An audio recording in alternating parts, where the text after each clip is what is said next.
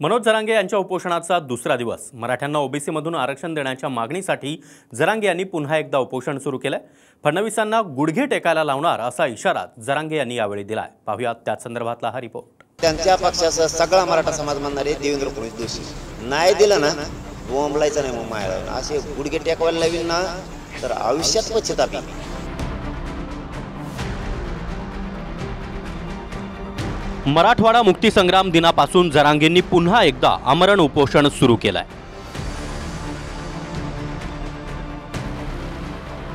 विधानसभा निवडणुकीआधी सरकारला शेवटची संधी असल्याचं सांगत जरांगेंनी सरकारला शेवटचा अल्टिमेटम दिलाय. जर मागण्या मान्य झाल्या नाहीत तर फडणवीसांसह भाजपला गुडघे टेकायला लावणार असा इशाराच जरांगे यांनी दिलाय. नसता राज्यातला सगळा त्यांच्या पक्षाचा सगळा मराठा समाज म्हणणारे देवेंद्र फडणवीस दोषी. तो जाणून बुजून देत नाही. आता ते जर राजकीय भाषा बोलत नाहीत, राजकीय स्टेटमेंट करत नाहीत, काही विषयच काढला नाही आणि देत नाहीत म्हणल्याच्या नंतर पुढं पाडापाडी करतोय का काय करतोय. आता हा मनोज जरांगे पाटलाचा दोष नाही, सगळा मराठा समाज म्हणणार आहे. कारण मी आता संधी दिली आणि त्यांनी पण ही संधी समजून हे काम करायला पाहिजे. कारण मला फक्त समाजाला आरक्षण द्यायचं. नाही दिलं ना बोंबलायचं नाही, मग मायाला असे गुडघे टेकवायला लावीन ना तर आयुष्यात पश्चाताप येईल. आता तो त्यांचा प्रश्न आहे, त्यांनी कोणाला गुडघा टेकवायचं नाही टेकवायचं. पण मला वाटतं या संदर्भामध्ये शासन अतिशय पॉझिटिव्ह आहे, सकारात्मक आहे. या ठिकाणी मुख्यमंत्री महोदयांनी आपल्याला कल्पना आहे 10% आरक्षण सुद्धा आम्ही विधानसभेचं सत्र घेऊन त्या ठिकाणी दिलेलं आहे आणि कायमस्वरूपी टिकणारं आरक्षण द्यावं हीच भूमिका सरकारची आहे, शासनाची आहे, दोन्ही उपमुख्यमंत्र्यांची आहे, मुख्यमंत्र्यांची सुद्धा आहे. की आम्हाला टिकणारं आरक्षण द्यायचं आहे ज्यातून आमच्या मराठा समाजातील युवकांना जास्तीत जास्त फायदा होईल. असं मी अनेक वेळा सांगितलं की जरांगे पाटलांचं जे आंदोलन आहे, उपोषण आहे आरक्षणाबद्दल, त्याच्याबद्दल काही कोणाचा विरोध नाही ना. शेवटी असं आहे की प्रत्येकाला तो दिलेला अधिकार आहे. जरूर त्यांच्या या सगळ्या मागण्यांबद्दल, इतर ओबीसीच्या संदर्भातलं आंदोलन, धनगर समाजाच्या संबंधित त्या मागण्याचा सकारात्मक विचार सरकार करत आहे. जरांगेंचं 6वं आमरण उपोषण सुरू झालंय. जरांगे पाटलांच्या 3 प्रमुख मागण्या: मराठा कुणबी एकच असल्याचा अध्यादेश काढा, मराठ्यांच्या कुणबी नोंदींवरून सगळे सोयऱ्यांना देखील आरक्षण देण्याची अंमलबजावणी करा, हैदराबादसह सातारा संस्थान आणि बॉम्बे गॅझेट लागू करा.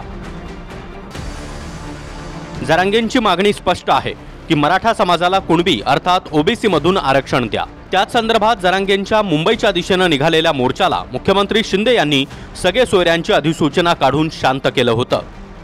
आता जरांगेंचा सवाल आहे की अधिसूचना काढली मग सगळे सोयऱ्यांची अंमलबजावणी का नाही. सगळे सोयरीची अंमलबजावणी का होत नाही? तुम्ही जर अधिसूचना काढता तर अंमलबजावणी का करत नाही तुम्ही? तुम्हाला नेमकं अडचणी काय? किती दिवस लोकांना गोरगरिबांना फसवणार आहेत तुम्ही? 3ही गॅजेट, हैदराबादचं गॅजेट आहे, सातारा संस्थांचं आहे, बॉम्बे गव्हर्नमेंटचं आहे. हैदराबादचं गॅजेट तरी हैदराबादहून आणायचं आहे, त्या संस्थानं त्या राज्यातून आणायचं आहे. पण सातारा संस्थांचं आणि बॉम्बे गव्हर्नमेंटचं सरकारकडेच, तरी तुम्ही लागू करत नाही. त्या सरकारी नोंदी असून सुद्धा इतका अन्याय का? विशेष अधिवेशन घेतलं, 10% आरक्षण आम्ही दिलं कोर्टामध्ये. आज कोण त्याच्या विरोधामध्ये गेलंय आपण तपासून बघा. त्यामुळे हे जे काही सगळे सोयरे विषय आहे, गॅजेटचा विषय, याच्यावर justice Shinde committee, Sukre committee ही काम करते आहे. कुणाची दिशाभूल करणार नाही.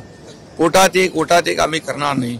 दिलेला शब्द आम्ही पाळणार आहे आणि म्हणून जे देऊ ते कायद्याच्या चौकटीत बसणार, कायद्यावर टिकणार जे लाभ आहेत ते आम्ही देऊ.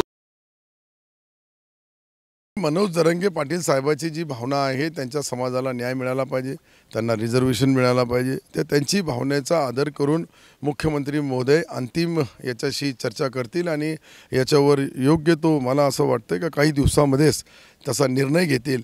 आणि शेवटी कसं एक समाजाला न्याय देताना दुसऱ्या समाजावर अन्याय होणे, दुसऱ्या समाजावर अन्याय करताना अशी काही लोकांमध्ये संभ्रम निर्माण होणे, म्हणून दोन्हीही समाजाला सन्माननीय एकनाथ शिंदे साहेब, देवेंद्रजी आणि अजितदादा समन्वय करून त्यांच्याशी चर्चा करून याच्यानंतर अंतिम निवाडा करतील.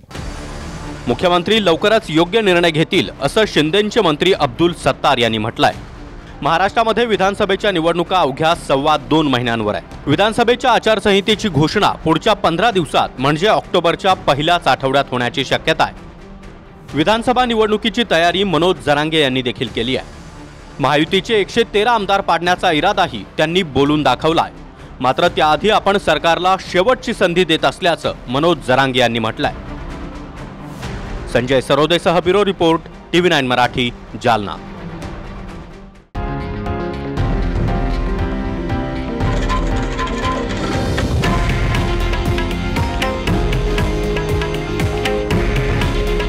हे आहे देशातील नंबर 1 न्यूज नेटवर्क आणि आपण पाहत आहात TV9 मराठी.